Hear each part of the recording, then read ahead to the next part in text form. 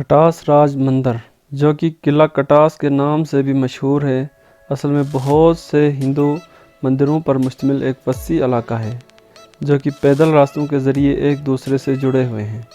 یہ مندروں کا جھنڈ ایک تالاب کے گرد موجود ہے۔ اس تالاب کو کٹاس نام دیا گیا ہے جو کہ ہندو مذہب میں مقدس مقام رکھتا ہے۔ اس تالاب کے بارے میں مشہور ہے کہ یہ ہندو دیوتا شیوا کے آنسو سے وجود میں آیا جو کہ اس نے اپنی بیوی ستی کے انتقال میں بہائے تھے۔ اس تالاب کی گہرائی کی بات کریں تو زیادہ سے زیادہ 20 فٹ اور اس کے رقبے کی بات کریں تو یہ 2 کنال اور 15 مرلوں میں پھیلا ہوا ہے۔ شیوا کے ان آنسو کے بارے میں ایک کہاوت یہ بھی ہے کہ ان کے آنسو سے 2 تالاب وجود میں آئے تھے، جن میں سے ایک تو یہیں کٹاس راج کا تالاب ہے اور دوسرا مشہور صوفی زیارت اجمیر شریف کے قریب پشکر میں واقع ہے۔ ایک اور روایت میں پشکر کی جگہ نانی تال کا نام بھی لکھا ہے۔ ایک اور روایت میں ستی کے بجائے شیوا کے گھوڑے کی موت کا واقعہ درج ہے جس کا نام کٹاس تھا۔ اس تالاب کا پانی صاف ہے جس کے بارے میں ہندو عقیدہ یہ ہے کہ اس میں نہانے سے آدمی کے گناہ پاک ہو جاتے ہیں، کیونکہ اس تالاب کا تعلق شیوا سے ہے۔ پہلے 2012 اور پھر 2017 میں تالاب میں پانی کی سطح نیچے چلی گئی تھی کیونکہ پاس ہی ایک سیمنٹ فیکٹری ہے جس میں پانی کے بور لگے ہیں۔ اس سیمنٹ فیکٹری میں حد سے زیادہ پانی کے استعمال اور علاقے میں شجرکاری کی وجہ سے اس علاقے میں زیر زمین پانی کی سطح کافی کم ہو گئی تھی۔ اس واقعے کا نوٹس لیتے ہوئے گورنمنٹ آف پاکستان نے 2012 میں اس سیمنٹ فیکٹری کو بند کر دیا تھا تاکہ علاقے میں پانی کی سطح بحال ہو سکے۔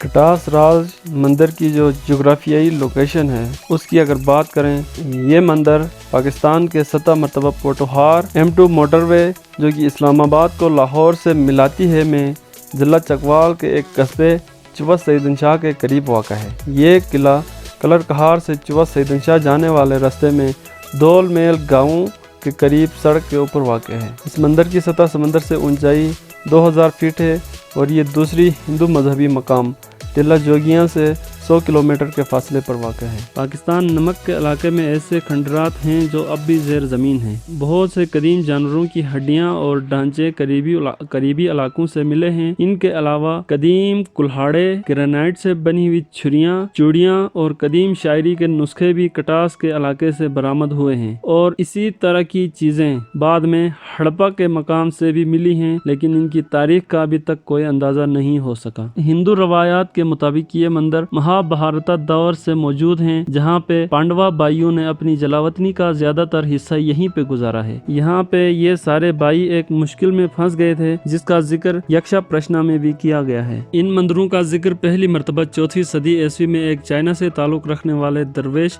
فیشین نے اپنے سفر نامے میں کیا ہے۔ اس کے بعد 7ویں صدی عیسوی میں ایک اور مسافر شوانزنگ نے یہاں پہ بدھ مت مندر کی موجودگی ظاہر کی جو کہ 3 قبل مسیح میں شاہ اشوکا کے دور میں بنایا گیا تھا۔ یہ استوپا 200 فٹ لمبا اور 10 چشموں کے درمیان واقع تھا۔ 7ویں صدی عیسوی کے بعد یہاں پہ بدھ مت تہذیب کا خاتمہ ہوا اور نظام حکومت ہندو بادشاہوں کے قبضے میں چلی گئی اور یوں ہندو بادشاہوں نے یہاں پہ ہندو مندر تعمیر کروانا شروع کر دیے، جن کا سلسلہ 7ویں صدی عیسوی کے وسط سے 10ویں صدی تک جاری رہا۔ ہندو بادشاہوں نے اس کے علاوہ بھی بہت سارے مندر تعمیر کروائے جو کہ پورے پنجاب اور 7 مرتبہ پوٹوہار میں موجود ہیں، جن میں سے ٹلہ جوگیاں اور کافر کوٹ جو کہ ابھی کے خیبر پختونخوا میں واقع ہے کافی مشہور ہیں۔ اس جگہ کی مذہبی اہمیت کے حوالے سے بات کریں تو یہ کافی سارے مندروں اور ان سے ملحقہ عمارتوں پر مشتمل ہے جو کہ ہندو مذہب میں دوسری مقدس ترین جگہ ہے پنجاب میں، اور پہلی جوالا مکھی مندر ہے جو کہ آج کے ہماچل پردیش میں واقع ہے۔ ایک روایت کے مطابق پہلی شیولنگ بھی یہیں کٹاس راج میں تھی اور کچھ دستاویزات کے مطابق کٹاس راج ہندو اوتار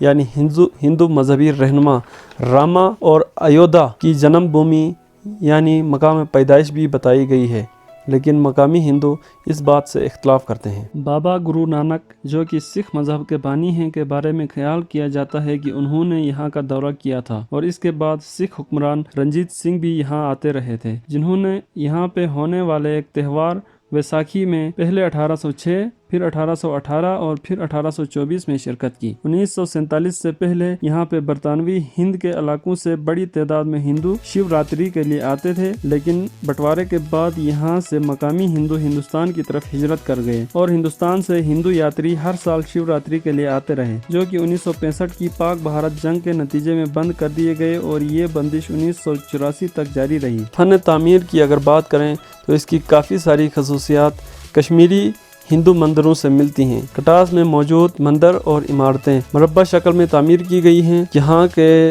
डेंटिल्स, फ्लूटेड पिलर्स, ट्रीफॉइल आर्चेस और रूफ लाइन्स सतगढ़ के मंदिरों में कश्मीरी तर्ज तामीर का मुंह बोलता सबूत है। कटास राज में रामाचंद्रा मंदिर, हनुमान मंदिर, शिवा मंदिर और हवेली और किला हरि सिंह नालवा काफी मशहूर इमारतें हैं। ये किला राजा हरि सिंह नालवा के दौर इक़्तिदार में बनाया गया था, जो कि उसकी जाती रहाइश और हिफाजती किला दोनों मकासद के लिए इस्तेमाल होता था। किला एक मुस्ततील नुमा इमारत है जिसके चारों कोनों में बुर्ज बनाए गए हैं। किला की दीवारें 5 मीटर तक ऊंची हैं और किले की मगरिबी दीवार में दाखिली रास्ता मौजूद है। किले के दरमियान एक छोटा सा खेल का मैदान है और इसके इतराफ में मेहराब नुमा बरामदा बनाया गया है। रामाचंद्रा मंदिर हरि सिंह हवेली के मशरिक में वाक़या है, जो कि 3 इतराफ से इमारतों में गिरा हुआ है।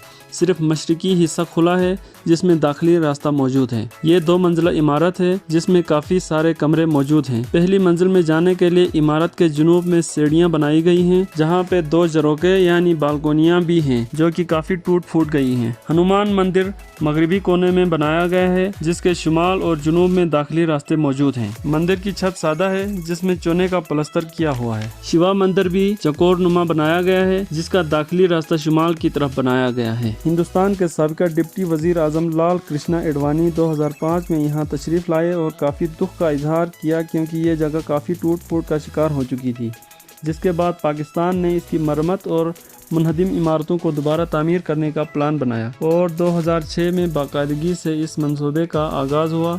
इस मंसूबे के शुरू में अमृत कुंड तालाब की सफाई और कटास के हर तरफ मालूमाती बोर्ड लगाए गए। इसके साथ कुछ मंदिरों को दोबारा तामीर भी किया गया और कुछ में रंग रोगन और साफ़ सफाई भी की गई, जो कि अब भी जारी है।